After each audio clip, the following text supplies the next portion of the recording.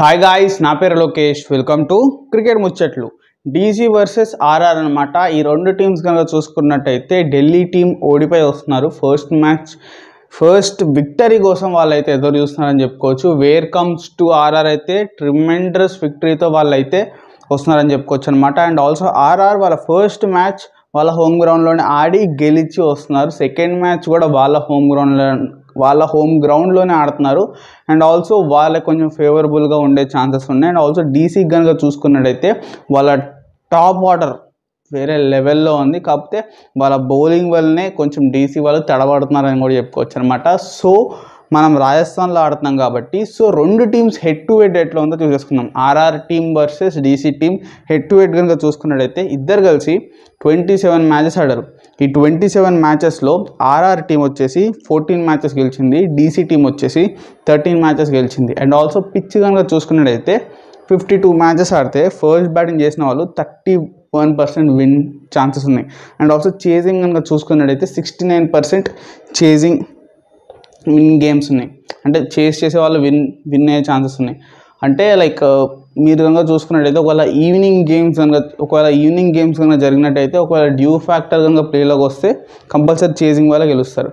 లేదు dew factor కనుక రాలేదంటే మ్యాచ్ అనేది చాలా టైట్గా, ఇంట్రెస్టింగ్గా, థ్రిల్లింగ్గా మారే ఛాన్సెస్ ఉంటాయి. ఎందుకంటే ఆ టైప్ ఆఫ్ పిచ్ ఇది స్లోయిష్ కైండ్ ఆఫ్ వికెట్ ఉండబోతుంది. బ్యాట్స్మెన్స్కి అంత ఈజీగా ఉండే పిచ్ కాదు. సో ఇప్పుడు మనం ప్లేయింగ్ 11 గురించి మాట్లాడుకుందాం. సో ప్లేయింగ్ 11 కనుక చూసుకున్నట్టయితే ఫస్ట్ ఆర్ఆర్ టీం ప్లేయింగ్ 11 చూసుకుందాం. జైస్వాల్ వస్తాడు, జాష్ బట్లర్ వస్తాడు, Samson, Riyan Parag, Hetmyer, Dhruv, Ashwin, Sandeep Sharma, Avesh Khan, Boult, Chahal and also Burger అనమాట. సో మోస్ట్ ప్రాబబుల్లీ వీళ్ళ ప్లేయింగ్ 12 అయితే ఇదే ఉండబోతుంది. ప్లేయింగ్ 11 కూడా కాదు, ప్లేయింగ్ 12 అయితే మోస్ట్లీ ఇదే ఉండబోతుంది.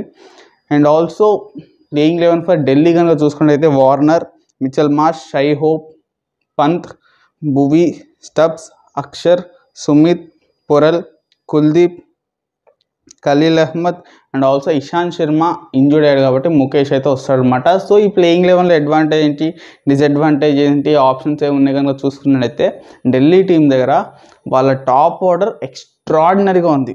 కాకపోతే ఆ ఎక్స్ట్రాడినరీ ఉన్న టాప్ ఆర్డర్ ఈ పిచ్కి సూట్ ఆన్ అవుతారా లేదా అనేది పెద్ద క్వశ్చన్. మీరు చూసుకున్నట్టయితే ఈ రాజస్థాన్ పిచ్ అనేది బ్యాట్స్మెన్స్ ఫేవరబుల్గా ఉండరు. మోస్ట్ ప్రాబబ్లీ బౌలింగ్ కండిషన్స్ ఫేవరబుల్గానే ఉంటుంది. సో బ్యాట్ మీదకి అంత ఈజీగా రాదు కాబట్టి మిచెల్ మార్ష్ స్ట్రగుల్ అయ్యే ఛాన్స్ ఉంది, స్టబ్స్ స్ట్రగుల్ అయ్యే ఛాన్స్ ఉంది, హోప్ కూడా స్ట్రగుల్ అయ్యే ఛాన్స్ ఉంది. So Warner and also Pant మీదనే డిపెండ్ అయ్యే ఛాన్స్ ఉన్నాయి. ఒకవేళ వీళ్ళు కనుక చేజింగ్ చేసి డ్యూ ఫ్యాక్టర్ వస్తే ఆరామ్సే ఢిల్లీనే గెలిచేస్తుంది. దానిలో ఎటువంటి సందేహం అయితే లేదు. ఎందుకంటే వాళ్ళ టాప్ ఆర్డర్ అంత బ్యూటిఫుల్గా ఉంది. David Warner and also Mitchell Marsh, తర్వాత వచ్చేసి Shai Hope, Axar Patel. So వీళ్ళ నలుగురిలో ఒక ఇద్దరు స్టాండ్ అయినా మ్యాచ్ని వన్ సైడ్ చేస్తారు. మీరు చూసుకున్నట్టయితే last time Delhi versus Punjab కనుక చూసుకున్నట్టయితే ఆల్మోస్ట్ 200 కొట్టేస్తారేమో అనే సిచ్యువేషన్లోకి వెళ్ళిపోయింది మ్యాచ్. సో ఆ టైప్ ఆఫ్ ఓపెనర్స్ ఉన్నారు, ఆ type of middle order players ఉన్నారని చెప్పుకోవచ్చు వీళ్ళ దాంట్లో. అండ్ ఆల్సో ఒకటి ఏంటంటే మరి ఇషాన్ కిషన్ ఇంజురీ అయింది. ఇషాన్ కిషన్ రికవర్ అయ్యి నెక్స్ట్ మ్యాచ్ ఆడతాడా, లేకపోతే ముఖేష్ కుమార్ని ఏమైనా తీసుకొచ్చే ఛాన్సెస్ ఉన్నాయా? అండ్ ఆల్సో వీళ్ళ దగ్గర బ్యూటిఫుల్ అయిన ఫినిషర్ దొరికాడని చెప్పుకోవచ్చు పొరల్ వల్ల.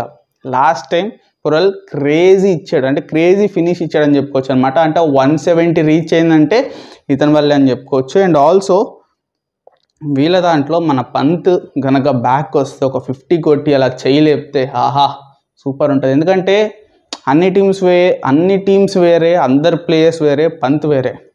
అతను ఆల్మోస్ట్ సెకండ్ లైఫ్ అనుకోవచ్చు. సో అట్లాంటి వాడికి ఒక 50 వచ్చి ఆ మోటివేషన్ వస్తే బాగుంటుందని నేను అనుకుంటున్నా. సో పంత్ ఈ మ్యాచ్లో 50 కొడితే బాగుంటుందని నేను అనుకుంటున్నా. మీరు కూడా అదే అనుకుంటే కింద కామెంట్ సెక్షన్లో కామెంట్ చేసేయండి, లైక్ బటన్ ఉంటుంది లైక్ చేసేయండి.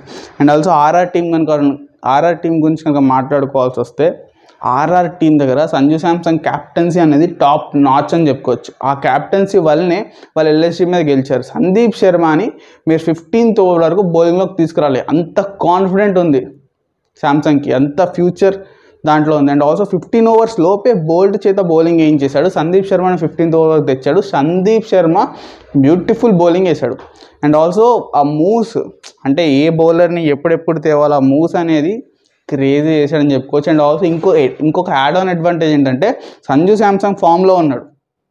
1 డౌన్ వచ్చిన సంజు శాంసంగ్ మస్త్ ఫామ్లో ఉన్నాడు. అండ్ ఆల్సో అతనితో పాటు రియాన్ పరాగ్, ఎవరైతే ట్రోల్స్ చేస్తున్నారో రియాన్ పరాగ్ని, నాతో సహా అందరు ఎవరైతే ట్రోల్స్ చేస్తున్నారో రియాన్ పరాగ్ కూడా ఫామ్లోకి వచ్చాడని చెప్పుకోవచ్చు. అండ్ ఆల్సో సంజు శాంసంగ్ రియాన్ పరాగ్ ఆ పార్ట్నర్షిప్ వల్లనే లాస్ట్ టైం వాళ్ళు గెలిచారు. రియాన్ పరాగ్ ఎప్పుడూ లేనటువంటి ఫామ్లో ఉన్నారు అని చెప్పుకోవచ్చు. ఫస్ట్ మ్యాచ్ ఇది, సెకండ్ మ్యాచ్లో థర్డ్ మ్యాచ్లో ఎట్లా ఆడతాడో తెలియదు. అండ్ ఆల్సో వాళ్ళ దాంట్లో జార్జ్ బట్లర్ అండ్ ఆల్సో ఎట్మిర్ కనుక ఫామ్లోకి వస్తే వాళ్ళని వాడే ఉన్నాడు. ఎందుకంటే వాళ్ళ బౌలింగ్ యూనిట్ వేరే లెవెల్లో ఉంది. సందీప్ శర్మ, బోల్ట్, వీళ్ళిద్దరు కాంబినేషన్ సపరేట్ ఉంటుంది.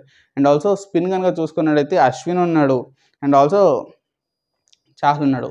కాంబినేషన్ వేరే. అసలు వీళ్ళ బౌలింగ్ యూనిట్ కానీ, బ్యాటింగ్ యూనిట్ కానీ, కీపర్ కానీ, ఫినిషర్స్ కానీ అంతా సూపర్ ఉందన్నమాట. సో మోస్ట్ ప్రాబుల్లీ ఈ టైప్ ఆఫ్ పిచ్కి ఈ ప్లేయింగ్ 11 సూపర్ అని చెప్పుకోవచ్చు, ఎక్స్ట్రాడినరీ అని చెప్పుకోవచ్చు. అదే ఢిల్లీ కనుక చూసుకున్నట్టయితే average to decent type of marks ఇవ్వచ్చు అనమాట, రేటింగే ఇవ్వచ్చు ఈ ప్లేయింగ్ 11 కనుక చూసుకున్నట్టయితే. అదే ప్లేయింగ్ 11 కనుక చూసుకున్నట్టయితే అదే ఆర్ఆర్ టీం కనుక చూసుకున్నట్టయితే ఎక్స్ట్రాడినరీ బ్యాటింగ్ ఉంది, ఎక్స్ట్రాడినరీ బౌలింగ్ ఉంది, ఎక్స్ట్రాడినరీ పేస్ బౌలింగ్ ఉంది, ఎక్స్ట్రాడినరీ ఫినిషర్స్ ఉన్నారు.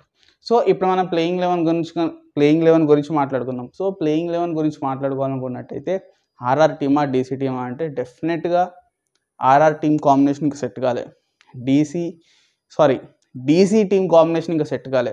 ఆర్ఆర్ టీమ్ కాంబినేషన్ సెట్ అయిపోయింది, ఈ పిచ్కి సూటబుల్ అయిపోతారు వాళ్ళు. సో నాకు తెలిసినంత వరకు అయితే మోస్ట్ ప్రాబుల్లీ ఆర్ఆర్కే గెలిచే ఛాన్సెస్ ఉన్నాయి డీసీ కన్నా. సో నేనైతే ఆర్ఆర్ టీం గెలుస్తుంది అనుకుంటున్నా. సో మీరు ఏ టీం గెలుస్తుంది, మీ ప్లేయింగ్ 11 ఏంటి, డీసీ గెలుస్తుందా, డీసీ అయితే డీసీ ప్లేయింగ్ 11 ఏంటి, ఆర్ఆర్ గెలుస్తుంది మీరు నాతో పాటు అగ్రీ చేస్తే ఆర్ఆర్ ప్లేయింగ్ 11 ఏంటి, మీ ప్లేయింగ్ 11 ఏంటో కూడా కింద కామెంట్ సెక్షన్లో కమెంట్ చేసేయండి. మీ ప్రిడిక్షన్ ఏంటో కూడా నాకు కింద కామెంట్ సెక్షన్లో కమెంట్ చేసేయండి. Thank you for watching. జై హింద్.